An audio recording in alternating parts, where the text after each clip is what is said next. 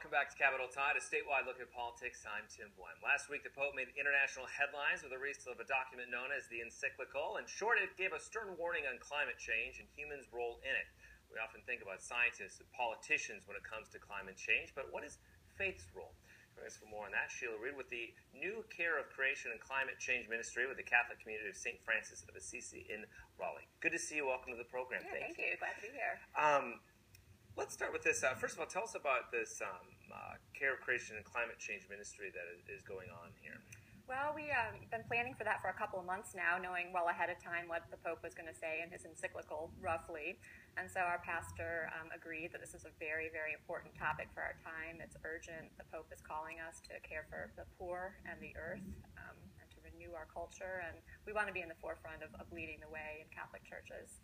The Pope's done his job in creating the encyclical. Now it's the job of Catholic leaders and parishes to pick up the ball and keep the momentum going. It's not a short document, well over 100 pages, and you said you read the whole thing over the weekend. I did read the whole thing. So what did you take away from it? Not only as just as a Catholic, but just reading it in general terms. I found it very inspiring and very hopeful. His message is beautiful. It's one of creating a culture of care where all people come together to care for each other, the most vulnerable among us, and for the earth. And I think the thing that's most important is he's really diagnosing one of the illnesses of our culture that I think so many people see, even people who are middle class and have good jobs. I mean, anxiety is rampant, violence is all over the place, there's drug and alcohol use, families are stressed. And he's saying, instead of taking all these problems piecemeal, let's look at the root cause.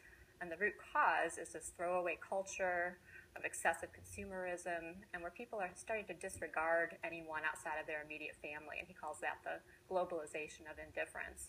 But ultimately it's hopeful because it calls us all to work together, all people, all nations to work together for the common good and creating this culture of care. So I mentioned at the top, a lot of people think about scientists and politicians when they think about climate change. What do you view as faith's role in this discussion? Well, I like the image of a three-legged stool where science is one leg, politics is the other leg, but faith is the third leg. And in order for action on climate change, you need to have all three legs. And right now, I think the inaction we've seen has showed kind of the powerlessness of science and politics alone, because it's really religion and the values of people's lives that influence their behavior. And at core, climate change, addressing it is going to call for behavior changes in the way we use fossil fuels and in our attitudes toward consumption. So what has the discussion been like since you started this project? I mean, people's politics is in their lives. You know, a lot of people want to say a lot of Republicans don't necessarily believe in the human role in climate change. What has the discussion been like so far? I think a lot of people are just starting to hear the discussion now. I think the average Catholic is, this has not been on their radar screen. They've been raising their families and worried about work. I think now this is an opportunity for people to really sit down and dialogue, study the document, see what kind of changes they want to make in their lives. Because we're people of goodwill.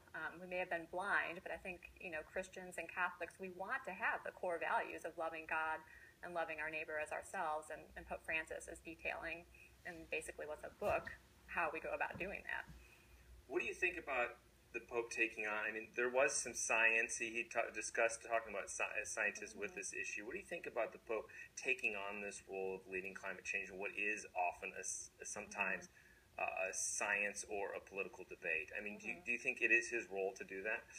I think his role is to be a moral authority, and he does touch on science and politics in the document, but the vast majority about it is of matters of faith and values, and he'll acknowledge he's not an expert on science and politics, but what he is an expert on is the way humans live, and he's giving us guidelines on those attitudes of heart that guide the choices we make and are affecting climate change. So in that sense, he's on very solid ground and totally within his rights to speak on this topic because it's affecting human lives now.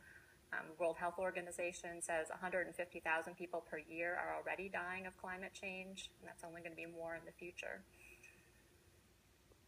Do you think that this will lead to more interaction between the different denominations and faiths and beliefs, and that this won't be just a Pope and Catholic thing in the future?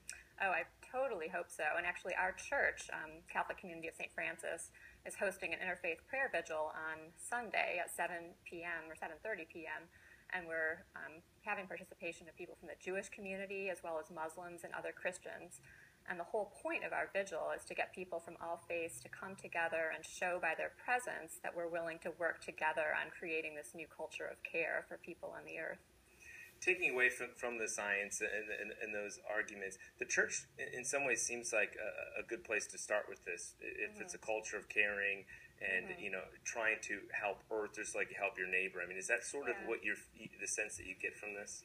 Yeah, basically what he's trying to do, I think, is update the church's teaching, which I think is overly emphasized. Not overly, but it's emphasized care for the poor, and it kind of downplayed the culture of caring for the earth. But he's linking them together. He's saying everything is interconnected, and the same mindset of self-interest that calls people to disregard the poor people is also causing people to exploit the earth and not care about the consequences. So it's clear that those issues are interconnected, and he makes that point over and over. Yeah, it's a fascinating document. If you're not Catholic, you should read it. And even if you don't believe in climate change the same way, it's an interesting read and a fascinating discussion moving forward. Sheila, thank you so much. I really appreciate you.